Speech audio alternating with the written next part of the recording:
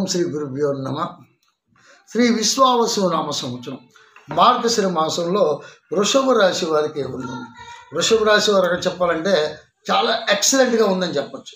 కారణం ఏంటంటే గురుడు చాలా బాగున్నాడు, ధనాధిపత్యంలో గురుడు ఉన్నాడు. ఆ ధనాధిపత్యం ఉన్నటువంటి గురుడు వాళ్ళకి ఏదంటే అన్ని రకాలుగా కూడా అపకారం అనేది లేదు. 4 గంట కేతు వల్ల కొన్ని ఇబ్బందులు ఉన్నాయి. పిల్లలకి చదువుల్లో కొన్ని ఇబ్బందులు కలుగుతున్నాయి. వాళ్ళకి అనుకున్నటువంటి ఇప్పుడు చాలామంది నీట్ రాసిన ఉంటారు, ఆ తర్వాత ఇంజనీరింగ్ చేస్తూ ఉంటారు.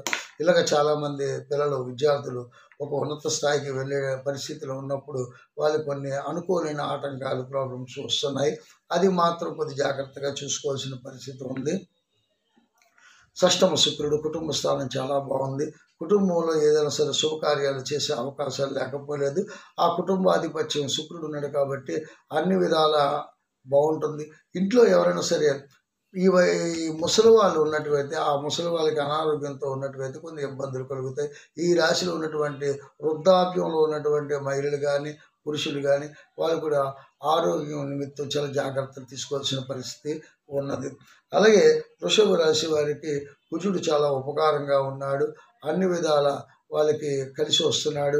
కలత్ర స్థానం చాలా బాగుంది కాబట్టి వాళ్ళు ఏం చేయవలసింది అంటే ఏదైనా కొన్న స్థిరాస్తిల అభివృద్ధి చేసుకునే అవకాశం ఉన్నది. ఏదైనా లోన్ పెట్టుకొని ఒక ఇల్లు కట్టుకోవాలన్నా ఇల్లు కొనుక్కోవాలన్నా ఇవన్నీ కూడా జరిగే అవకాశాలు 100% ఉన్నది. అలాగే భూమి వ్యవహారంలో భూమి కొనడం భూమి అమ్మడం చేసినటువంటి రియల్ ఎస్టేట్ వ్యాపార సంస్థలు ఎవరైతే ఉన్నారో వాళ్ళు కూడా ఆచితూచి అడుగు వేసుకుంటే చాలా బాగుంటుంది. అయితే గురుబలం ఉన్నది కాబట్టి ఏ విధమైనటువంటి ధనం కలిసి వస్తుంది. దాని గురించి మీరు ఎక్కువగా బాధపడవలసిన పని లేదు. అయితే వృషభ రాశి వారికి ఆరోగ్య రీత్యా కొన్ని జాగ్రత్తలు అవసరము. వృషభ రాశి వారు శివాలయ దర్శనము, శివునికి అభిషేకం చేసుకున్నట్టుగైతే అన్ని విధాలుగా మంచి జరుగుతుంది. సుపరిణామాలు ఎక్కువగా ఉంటుంది. సినీ రంగ కళాకారులు ఎవరైతే ఉన్నారో వాళ్ళకు కూడా మంచి ఉన్నతమైనటువంటి పరిస్థితులు లేకపోలేదు. వాటికి కూడా చాలా బాగుంది. నాటకీయ వర్గం ఎవరైతే ఉన్నారో వాళ్ళకు కూడా అంచెలంచెలుగా అభివృద్ధి కలిగే అవకాశం ఉన్నది. అంచేతే వృషభ రాశి వారు అన్ని విధముల బాగుంది కాబట్టి ఎక్కువగా మనకి పాజిటివ్స్ ఉన్నాయి, మంచి జరుగుతుంది, చెడు తక్కువగా ఉంది. కాబట్టి వీళ్ళు ఏం చేస్తారంటే శివాలయం వెళ్ళండి, శివుని దర్శనం చేసుకోండి, అభిషేకం చేసుకోండి, మంచి శుభఫలితాలు ఆశిద్దాం. అలాగే విద్యార్థులకు కూడా పర్వాలేదు.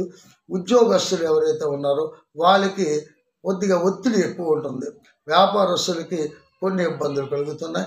అయినప్పటికీ కూడా ధైర్యంగా ముందుకు అడుగు వేసే అవకాశం లేకపోలేదు. వీరు ఎక్కువగా సోమవారం పూట ఆ శివుడి అభిషేకం వల్ల మనశ్శాంతి కలుగుతుంది. అలాగే గ్రహశాంతి కూడా కలుగుతుంది. అన్ని విధాలా లాభదాయకంగా ఉంది. మళ్ళీ మరో ఎపిసోడ్తో ముందుకు వస్తాను. అంతవరకు సెలవు. ఓ